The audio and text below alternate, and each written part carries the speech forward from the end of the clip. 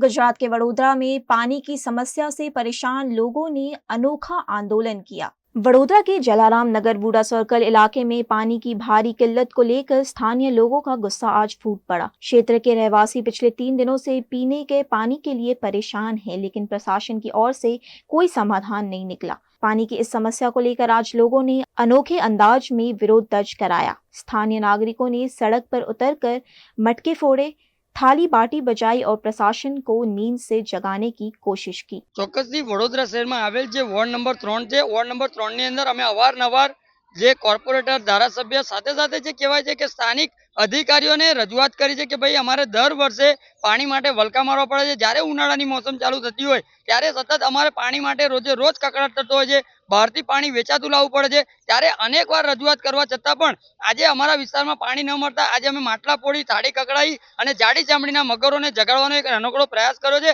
કારણ કે અમે રજૂઆત કરીએ છીએ છતાં પણ આ કાળા કાન કરવામાં આવે છે। અમારા વિસ્તારમાં જે કહેવાય છે કે રૂપલ મહેતા જે કોર્પોરેટર છે, આ કોર્પોરેટરે અમારો વિસ્તાર જ્યારે દત્તક લીધો હોય અને દત્તક લેનાર કોર્પોરેટર પણ જ્યારે કંઈક ઇલેક્શન હોય અથવા તો કોઈક જગ્યાએ હરવા ફરવા માટે જ્યારે કોઈ તંત્રી મંત્રી આવતો હોય ત્યારે અમારા વિસ્તારમાં ખાલી આવતા હોય છે। એટલે કહેવાનો મતલબ કે જ્યારે દુઃખની વેદના હોય છે કે જે પાણી માટે જ્યારે અમારે વલકા મારવા પડતા હોય ત્યારે અમને કોઈ પણ જાતનો સપોર્ટ મળતો નથી। ત્યારે આજે અમારી તમામ મહિલાઓ એક સાથે ભેગી થઈ અને ઉગ્રમાં ઉગ્ર વિરોધ કર્યો છે અને અમે તંત્રને જગાડવાનો પ્રયત્ન કર્યો છે। જો અમારા વિસ્તારની અંદર 24 કલાકની અંદર જો પાણી નહીં આવે તો ચોક્કસથી આવનારા દિવસોમાં અમે ઉગ્રમાં ઉગ્ર આંદોલન કરીશું અને એક પણ કોર્પોરેટર, એક પણ ધારાસભ્ય, એક પણ અધિકારીને અંદર ઘૂસવા નહીં દઈએ એવી અમે ખાતરી આપીએ છીએ।